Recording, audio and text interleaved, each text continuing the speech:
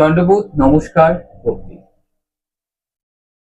কামাখ্যা মন্দির ৫১ সতীপীঠের মধ্যে একটি সতীপীঠ এবং এটি একটি ধর্মীয় স্থান। তবে এই ধর্মীয় স্থানের সাথে কোচ রাজাদের কিন্তু ইতিহাস রয়েছে। এই ইতিহাস আজ আমরা জানার চেষ্টা করব। আমাদের সঙ্গে রয়েছেন ডক্টর পরিমল চন্দ্র রায়। আজ আমাদের কিছু ইতিহাস আমাদের জানাবেন এবং আমরা জানব কোচ রাজবংশ বা এই কামাখ্যা মন্দিরের সাথে কি সম্পর্ক রয়েছে, সেটা কিন্তু প্রথমেই আমি জানার চেষ্টা করবো। এবং সব থেকে বিতর্ক যে প্রশ্ন ঘুরপাক খাচ্ছে ইতিমধ্যেই, তা হচ্ছে কোচ রাজবংশের বংশধর তারা কেন কামাখ্যা মন্দির প্রবেশ করতে পারছে না।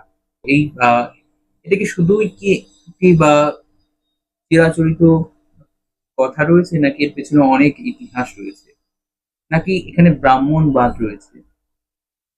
সবাইকে আমার আন্তরিক প্রণাম, নমস্কার।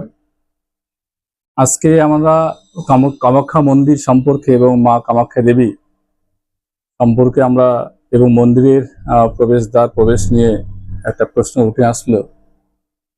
দেখুন, আমরা যতটুকু জানি সেটা হচ্ছে পুরোটাই হচ্ছে পুরাণ যে গ্রন্থাদি এবং ঐতিহাসিকদের যে মত, পুরাণ গ্রন্থাদি, কালিকা পুরাণ, ব্রাহ্মণীতন্ত্র, এই বিভিন্ন যে গ্রন্থগুলো আছে তার মধ্য দিয়ে কিন্তু আমরা তৎকালীন যে ইতিহাসগুলো, ধর্মীয় ইতিহাস বলি, রাজনৈতিক ইতিহাস বলি, সামাজিক সাংস্কৃতিক ইতিহাসগুলো, আমরা কিছু বিষয়গুলো আমরা জানতে পারি। সেখান থেকে আমরা তথ্য নিয়ে আমরা নিজেকে সমৃদ্ধ হই। যে প্রশ্নটা উঠে আসলো সেটা হচ্ছে, আমি যতটুকু জানি কামাখ্যা মন্দির তৈরি হলো, কামাখ্যা মন্দির দুবার, একবার আমাদের গৌড়ের রাজা হোসেন শাহ কর্তৃক একবার ধ্বংস হলো, তার পরবর্তী রাজীব লোচন রায় এবং পরবর্তী ওনার নাম কালাপাহাড়,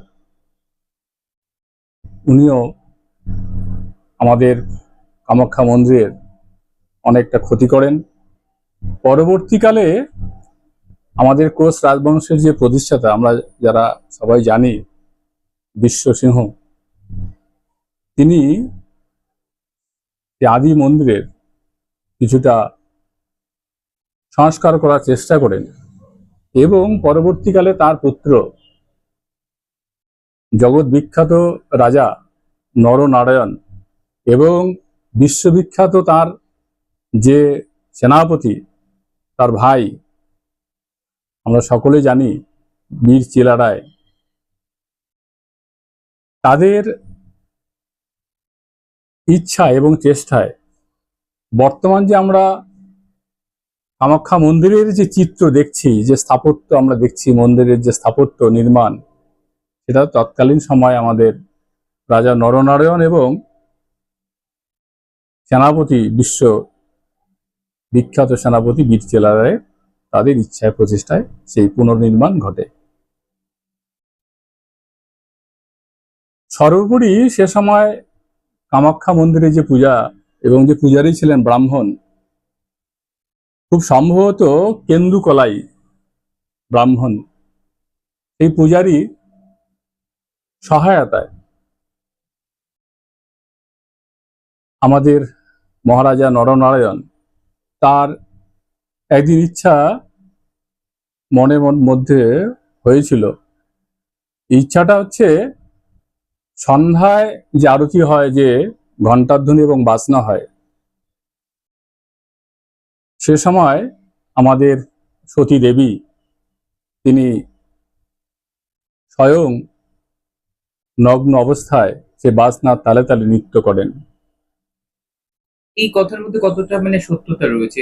এটা কি অনেকে মনে করছেন যে এটা শুধু ব্রাহ্মণদের আধিপত্য করার জন্যই তারা একটা এরকম মিথ্যে কথাকে চারিদিকে ঘুরিয়েছে, এরকম অনেকে বলছে এই বিষয়ে।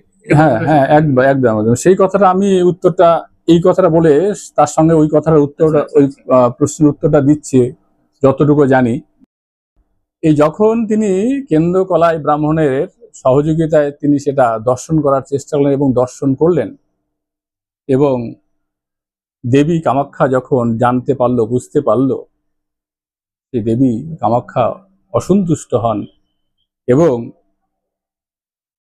মহারাজ নরনারায়ণকে অভিশাপ দেন যে আজ থেকে রাজা এবং তার পরিবার বর্গের কেউ কামাখ্যা মন্দিরে দর্শন এবং প্রবেশ বা পুজো অর্চনায় অংশগ্রহণ করতে পারবে না।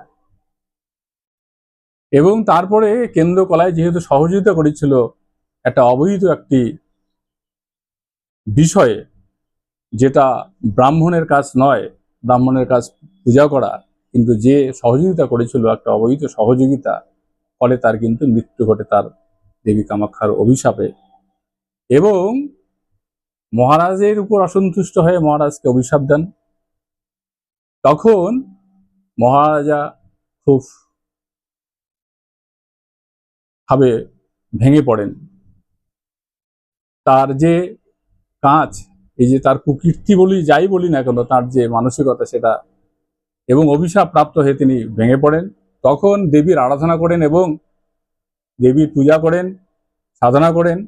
সেই সাধনায় দেবী সন্তুষ্ট হয়ে তাকে আশীর্বাদও প্রদান করেন এবং বলেন যে তোমার পরিবারের থেকে বানেশ্বরের পাশে যে সিদ্ধেশ্বরী আছে, সেখানে সিদ্ধেশ্বরী মন্দির নির্মাণ করে এবং সেখানে একটি কামরাঙা গাছ লাগিয়ে সেখানে পরিবারে বর্গের যদি পূজা করা হয় করে, সেখানে আমি পূজিত হব এবং কামরাঙা গাছে পূজা করলে আমি সেই পূজা পাবো। সেটা আমরা যে কথাটা লোককথা বলি এবং ঐতিহাসিক যে যারা ঐতিহাসিকবিদরা রয়েছেন, ইতিহাসবিদরা রয়েছেন, তাদের কথা অনুসারে হোক বা আমাদের পুরাণ যে গ্রন্থাদি আছে তাদের যে তথ্য অনুসারেই হোক, আমরা কিন্তু সেটা সিদ্ধেশ্বর মন্দির যে স্থাপন করলেন হরেন্দ্র নারায়ণরা, সেটা 1800 শতকের দিকে। আমরা কিন্তু বানেশ্বর শিব মন্দিরের পাশে খুব কাছে, ওটা 1-1.5 কিলোমিটার দূরে ভিতরে একটি গ্রাম। সেই সিদ্ধেশ্বরী মন্দিরে গেলে পরে সিদ্ধেশ্বরী মন্দিরের পাশে সত্যি একটি কামরাঙা গাছ, সেখানে প্রতিদিন নিত্য পুজো হয় এবং কামরাঙা গাছকে কামাখ্যা দেবী হিসেবে সেখানে পূজিত করা হয়। এবং সেখানে পূজা করলে কামাখ্যা মন্দিরে যে ভক্তরা গিয়ে যে প্রার্থনা করেন, যে বর চান, সেখানে কিন্তু একইভাবে সিদ্ধেশ্বরী মন্দিরে গিয়ে কামরাঙা গাছের কাছে পুজো করলে সেই মাকে যদি ডাকে, তার আরাধনা করা হয় এবং বর চাওয়া হয়, সেই বর প্রাপ্তি হয় বলে আমাদের বিশেষ করে কুচবিহার অঞ্চলের এই লোকমুখে কিন্তু এটা প্রচার আছে। এবার আপনার যে প্রশ্নটা, যে এই যে বিষয়টা, এটা কি কোনো মিথ বা কোনো সত্যি কি? এটা এখন সত্যি মিথ্যা তৎকালীন যে সে সময়কার যারা আমাদের ওই ইতিহাসবিদরা বা আমাদের যারা পুরাণ গ্রন্থাদি লিখেছেন, সে যে কোনো, বা আমরাও যখন এখন গবেষণা করি, গবেষণার মধ্য দিয়ে যখন আমরা বিভিন্নভাবে তথ্য সংগ্রহ করি, এই তথ্য সংগ্রহ করার বিভিন্ন আমাদের মেথড আছে, পদ্ধতি আছে। তার মধ্যে কিন্তু একটা আমাদের যারা ওরাল লিটারেচার, অর্থাৎ মৌখিক যে বিভিন্ন বিষয়ের মধ্য থেকে কিন্তু আমরা সেই তথ্যগুলো উঠে নিয়ে আসি, যেগুলো ফিল্ড ওয়ার্ক বলা হয়। এই ফিল্ড ওয়ার্কের মধ্য দিয়ে আমরা কিন্তু সেই তথ্যগুলো কিন্তু আহরণ করি। একইভাবে সে সময়কার ইতিহাসবিদরা যারা এই বিষয়গুলো উঠে নিয়ে আসছেন, বা আমরা কিছুটা সাক্ষ্যও দেখছি সিদ্ধেশ্বরী মন্দির বা কামরাঙা গাছ, তাতে কিন্তু এটা খুব একটা অস্বীকার করারও আমরা কিন্তু পথ দেখি না। কিছুটাও আমাদের এখানে প্রমাণ সাপেক্ষ বটে, আবার সম্পূর্ণ যে আমরা অস্বীকার করব সেটারও কিন্তু আমরা অস্বীকার করতে পারি না। এবং কিছুটা মানুষ, অনেকের মধ্যে এটা মধ্যে দ্বিমত বা একটা প্রশ্ন কিন্তু থাকে আপনার মতোই। আপনার মধ্যে যে প্রশ্নটা তৈরি হয়েছে, সেটা কিন্তু আমার মনে হয় অনেকের মধ্যে এই প্রশ্নটা তৈরি হয়, এটা কি সত্যি কোনো এই ধরনের তার অভিশাপ বা আশীর্বাদ এই ধরনের কি ছিল।